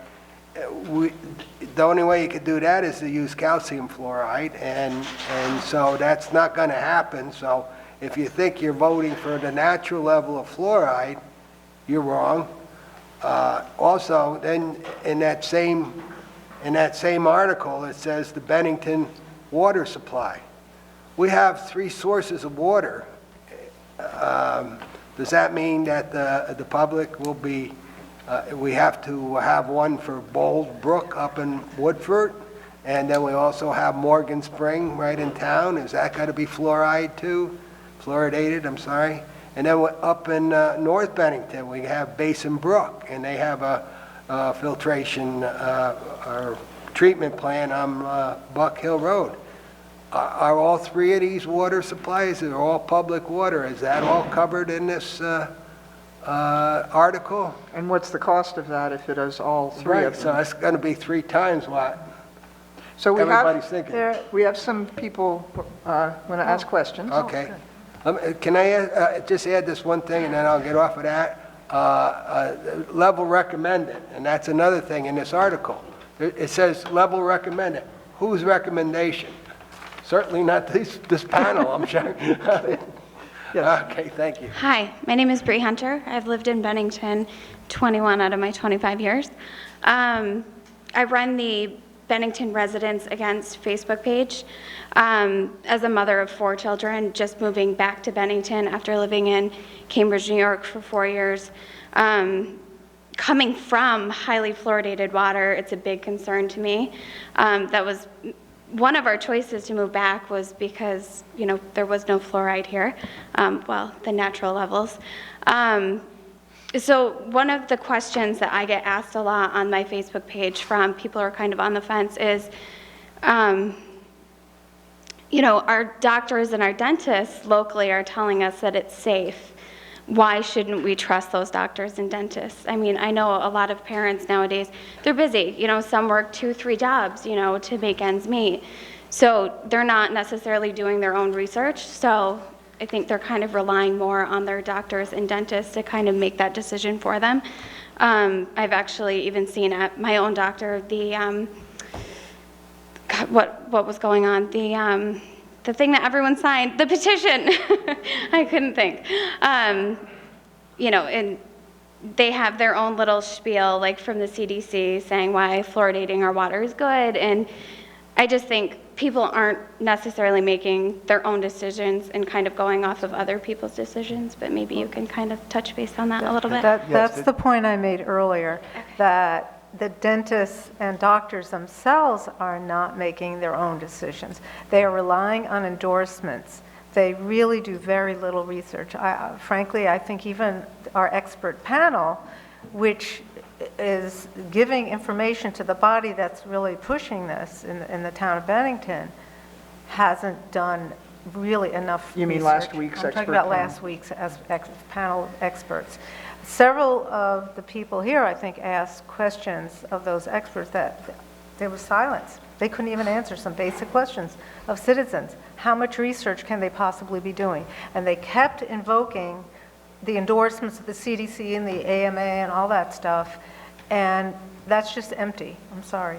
That's just emptiness. One of the things about that is quite often you have to remember we're human. And part of humanity is having an inherent imperfection, the capacity to in some way make a mistake. Vioxx, cyclamates, thalidomide, Baycol. These are all substances that at one point were consumed by individuals but had to be removed because they had some sort of significant adverse effects. The retraction or the retreat of the EPA in lowering the amount of fluoridation that's used, the recommended level, to 0.7 parts per million. This is, as I said earlier, it's an equivalent of oops. Okay? Right. They still don't know. It's not an exact science. We still have so much out there. It's so ubiquitous. It's all over the place. That's why dental decay is on the decline. In non-fluoridated as well as fluoridated countries, it doesn't do much at this point. You're exposed to all sorts of different things. Could I interject? This young mother asked a question here. Mary Lou, if she was on this panel, I'm sure would answer it. As a young mother, she raised our children, of course, and we were very young when we got married, and we had a nice little house in a rural community, and we were on well water. And when she got pregnant with our daughter, she dutifully took her to the pediatrician, and the pediatrician says, "Oh, you're on well water. You need fluoride vitamins." So they gave her a prescription for fluoride vitamins, and boom, boom, boom. Lo and behold, 15 months later, she's pregnant again, and had another kid.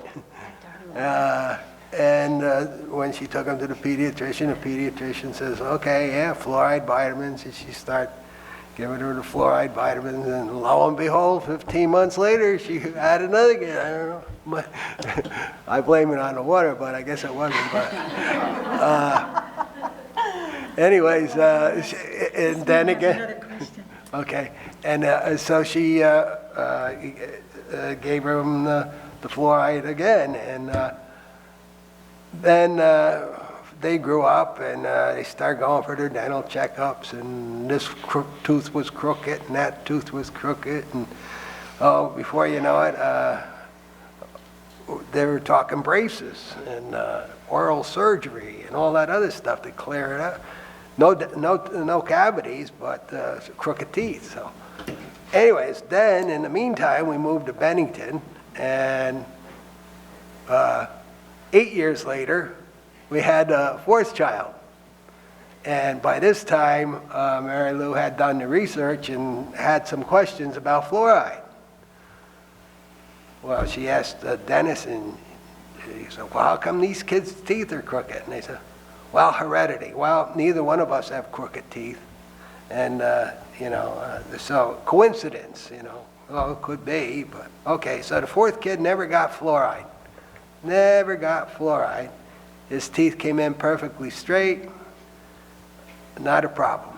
So, do we have scientific proof? No, but Excuse me, we got to talk about the elephant in the room, fluoridation causes late development of the teeth eruptions. Correctly.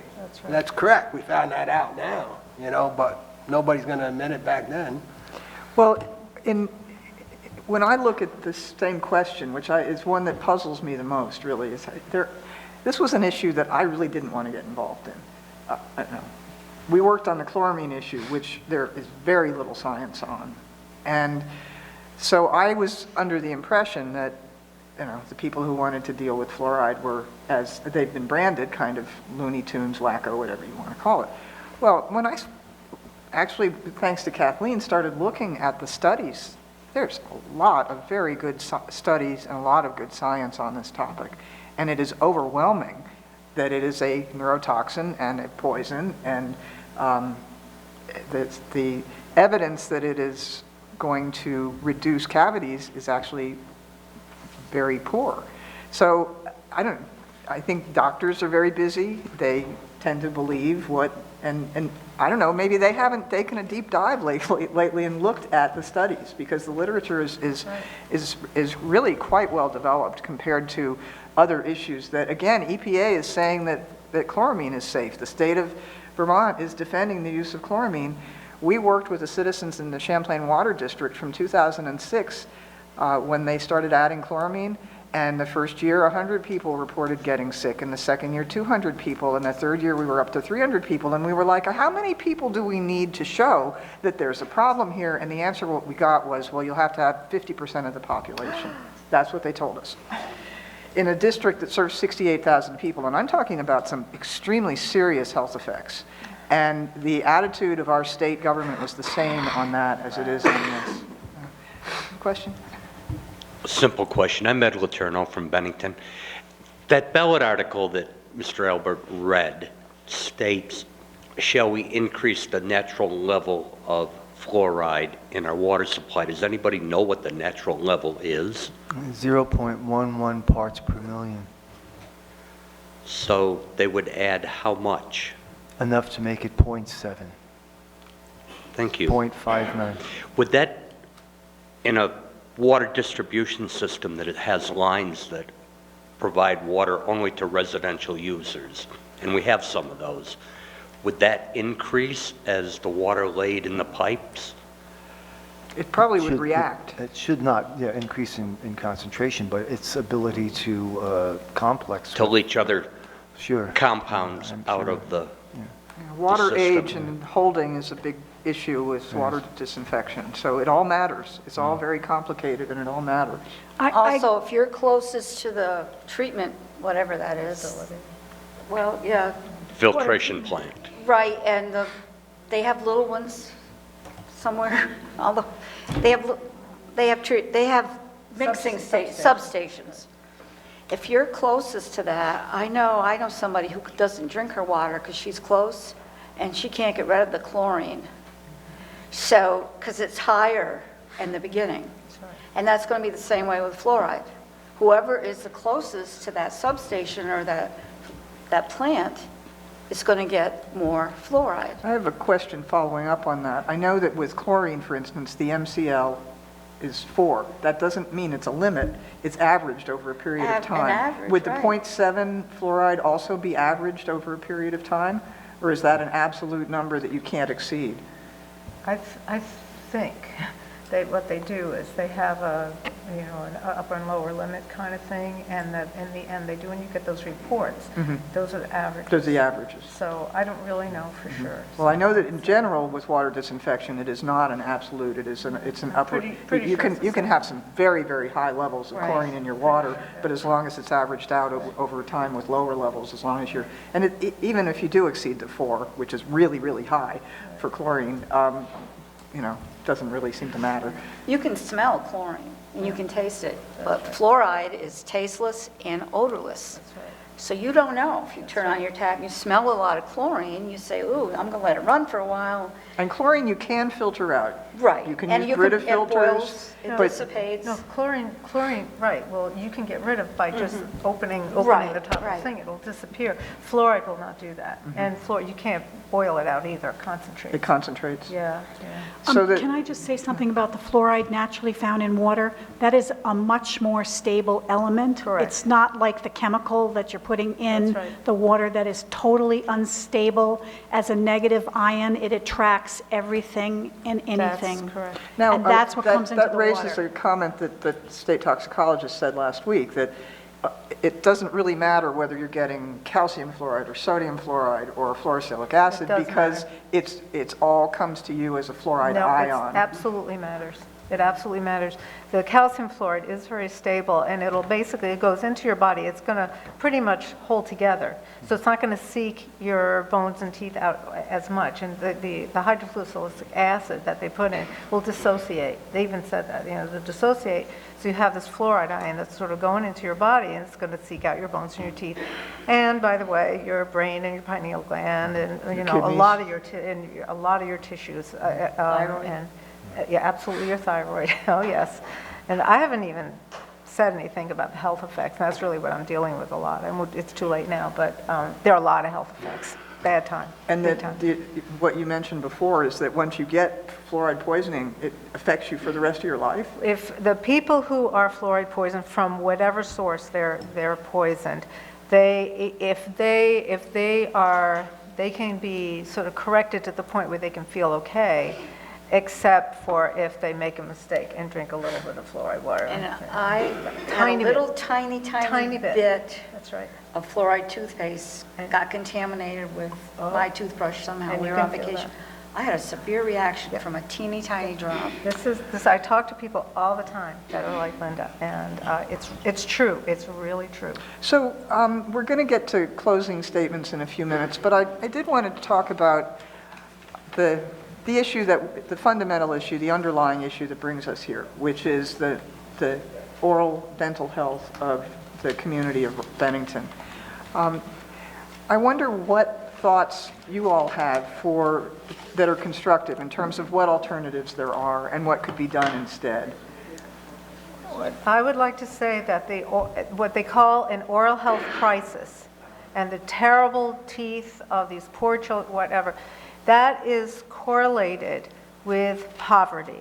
It is not about a deficiency of fluoride, and it is nothing that fluoride is going to fix, and that's positive. That's that. It's correlated with poverty because when I did this in 2001, I actually called Mass Health, which is the Medicaid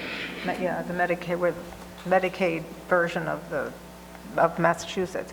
And they said, without a doubt, the oral health crisis is because there is a dearth of dentists who will work with poor people. That's the bottom line.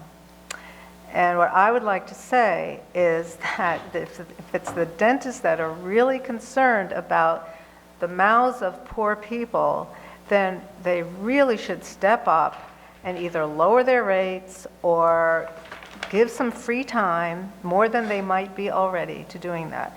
I do want to thank the Oral Health Coalition for all their work. It sounds like there's steps in the right direction in Bennington to do that kind of thing. But fluoride is not a panacea. It never has been, and it never will be. Do any of you else have comments on what sorts of things, what programs are going on in Bennington that might benefit the oral health of the community? Well, there's legislation in the state right now that's talking about a dental assistant program where people could be certified and licensed to go into a community and take care of the preventative care. And it's my understanding that the dentists in Vermont are not supporting that. So, It's a licensed Dentists dental never support practitioner. that anywhere. It's a threat to them. Right. but So, it's something that you could contact your legislators and ask them to support that. so just watch that. That's on the horizon. The The other pro- thing I want to talk about is, hey, Parents, teach your kids to Exactly. floss. Yep. Yes. And when you floss, you make sure you get up each side of the gum so that you're going under the gum and swishing around so that you're moving that bacteria so that it can be flushed away with water. It is probably better than toothbrushing, and it makes you really feel like your teeth are clean. So if you use that and teach your kids to use that, they will use it also because it makes your mouth feel better. The programs for education for parents is really important. Dental hygiene and nutrition are the two things that will turn an oral health crisis around. The state of And- Vermont. What's that? The state of Vermont has something called the Tooth Tutor Program. And so earlier I was alluding to the wonderful letter written by Grace Winslow of the Bennington Oral Health Coalition stating that there was no swish and spit in Bennington schools since May of 2013 and no dental hygienist for the middle and high schools for 3 years. What we need to do is, instead of having an entire community going to the ballot box to decide a water fluoridation issue, is to try to get the entire community to work together with our approachable, responsible, and committed legislators locally to have some pressure put forth up in Montpelier and say, you know, Bennington has a health problem down here, help us out a little bit, get more funding so that we are able to get people the appropriate care they need. So you're saying that there were programs that have been dropped? It's right, and the thing is why, and what is going on? Why is the state willing to help fund or subsidize to a certain extent implementation of this water fluoridation initiative and not willing to fund the health of the children and the adults in this town who Ways need that we care. know work. Right, so it's a big problem. I want to point out one thing here, that there are people at risk. And the people at risk, if this goes through, are not only the individuals who have liver issues or problems with their kidney function. And you remember, the United States has a diabetes epidemic, folks. Epidemic of diabetes, which affects kidney health significantly. But the people also at risk are the select board members. And we have an election coming up. There might be some new board members. If there are, these are the individuals who are going to have, unfortunately, the responsibility shifted to them with this advisory question. Because there's no doctor or dentist writing the prescription assuming the liability. The FDA does not do so because it was not approving even the pharmaceutical grade prescribed form. The EPA has no responsibility because it's not mandatory. It rests on the shoulders of our local selectors. It's unfair to them. Well, and it could end up in litigation, too. I mean, there is litigation going on in There's Canada a about problem. fluoride. We have one question. Hi, my name's Kendra. I'm from Bennington. Earlier, you said something about fluorosis being usually cosmetic, right? If something happens, like if it happens. That's what the dental Right. industry believes. So if that happens, why would it be our fault that something happens and that we can't pay for it? Because insurance usually doesn't help cosmetic problems. That's right. That's correct. I don't see how they would think that's. And fluorosis contributes to further tooth decay because the enamel becomes eroded. That's right. So they would just expect us to have to pay all That's the money correct. to get it fixed? That's something correct. that's not our control? That's correct. 41% of adolescents in the United States now suffer from dental fluorosis. And that's from the 41%. CDC. The CDC admits that number. 41%. And since your teeth represent just a small repository of the fluoride absorbed by your body when you take it by mouth, because most of it goes into your skeleton, that's just an external measure of what's happening That's right. elsewhere Yeah. in your skeleton. Okay. Wow. So we're just a few minutes away from our ending time, and I'd like to give you each 1 minute or less to sum up, and Jerry, will start with you. Okay. You know, the Bennington Oral Health Coalition has worked very hard on this. But I can't help but there's so many statements that come out, and I just want to let people know that fluoride works, but it doesn't have to only work if it comes out of a faucet. There's so many other outlets that can be used to get fluoride if you want fluoride. Dr. Michael Brady of the coalition said here the other night that if we had the preventative health and oral health programs that they have in Finland, we wouldn't need water fluoridation. I'm saying to myself, well, how about our little American kids right here in Bennington? Don't they deserve as good a health, oral health maintenance as kids in Finland? We're not a third world country here. We should be able to afford what Finland can afford. So think about it. The article is ill-conceived, and I urge, as one of your fellow citizens, for you to vote no on Article 15. Kathleen? I commend the town of Bennington for this fight, that you've been thoughtful and have done this for a number of years, and I certainly hope that comes true again. The other issue is, where do you get your information? It's very, very difficult. I have an editorial back there, pick it up. I actually have a Facebook page called Occupy Rutland, because this is a big issue, and I'm putting all the science on there because I don't know how else to get the information out when we're working against such a big industry, the dental industry that's tied in with the fertilizer industry that has control of the EPA. So it has to start from the beginning, and when the people lead, the leaders will follow. And I hope Bennington can continue to keep it out of the water. Thank you. I want to be very appreciative of the fact that I was allowed to be part of this panel. I want to thank the Bennington Citizens Against Water Fluoridation for inviting me. Thank you for being here and hosting this and being part of the panel, folks. Please remember that this is a multifactorial problem. Therefore, there's not one simple solution, i.e. dissolving something in our municipal water supply is not, the pun intended, the solution to this problem. There are a number of things that affect dental health, from smoking cigarettes to eating carcinogenic treats to having dry mouth induced by your doctor with medications prescribed for ADHD, and basically knowing how to take care of yourself. It's hard being an American sometimes, and when you see a problem around you, sometimes you sometimes lose sight of the true goal here. Freedom of choice is the thing here, folks. We need to take care of the people who have dental problems, not treat people who have dentures with water fluoridation, treat people who have liver issues who shouldn't have any fluoridation, treat people with their tap water for their problem of dental decay that they don't have because they have perfectly good teeth, or the people who have kidney issues, which are going to be on the rise with this diabetes epidemic. We have to be really thoughtful. I applaud the Bennington Oral Health Coalition for bringing this initiative forth.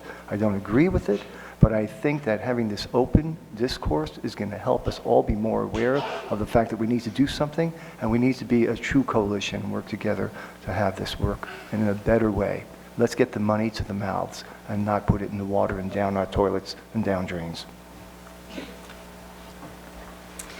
Fluoride doesn't treat the water, it treats the people that drink the water. And I believe that this makes it not a public health issue. I believe that individuals have the right to make the decision of what to put in their mouth. And I'd like to end by saying that my mother-in-law called me today quite upset. Her and I have had a lot of conversations. She doesn't want fluoride in her water. And she got her absentee ballot today, and she called me. She goes, I don't understand this Article 15. I thought it was going to ask me if I wanted to put fluoride in the water, and I was going to say no, but it says, should we add to the natural fluoride already in there? So she said there's already fluoride in there, and she was very confused, and she's very mentally alert, and she was very confused, and I explained to her, that yes, it did mean they wanted to add fluoride to the water. But if she's confused, think of the other people that are confused who don't have anybody to call. And this is such a misleading question and very inappropriate. So I urge everybody to read the question carefully, ignore they're going to fix the dental decay in the town, and vote no on Article 15, vote no for fluoridation. I'd just like to end with a few thoughts I'd like to that you should keep in the front of your mind. One is about the so-called cost effectiveness of water fluoridation. There are many hidden costs. It's not all about just the fluoride chemical that they put in the water. It's actually quite costly in ways that they would never admit to. When people are getting sick, you have to add that into the mix as well. And for the first time in 70 years of fluoridation, in the last 3 or 4 years, we've witnessed for the very first time a turnaround in the direction of fluoridation, that many municipalities are taking it out of the water. So have hope that it will happen. Oh, that's right. You're trying to keep it out. It's actually easier to keep it out, but this is a good precedent anyway. If people are getting rid of it, it's more reason not to start it in the first place. There are many sources of fluoride exposure. You need to understand that. And virtually all of them are not natural. You don't need fluoride in the water. Fluoride is extremely toxic, extremely toxic. No matter how dilute it is, it's extremely toxic. It is bioaccumulative. It stores in bones, teeth, glands, in your brain. This is key.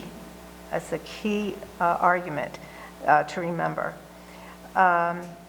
It's a known enzyme inhibitor and endocrine disruptor. That's really bad for your body.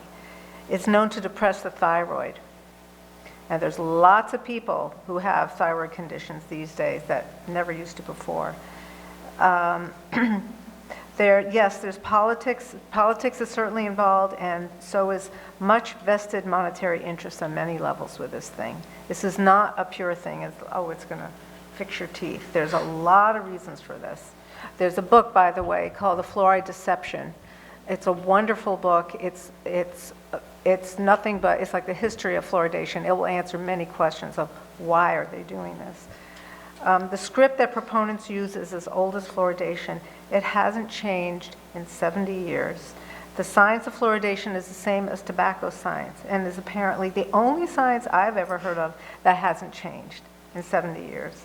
It's a sacred cow that must not be questioned. This is not science, this is religion.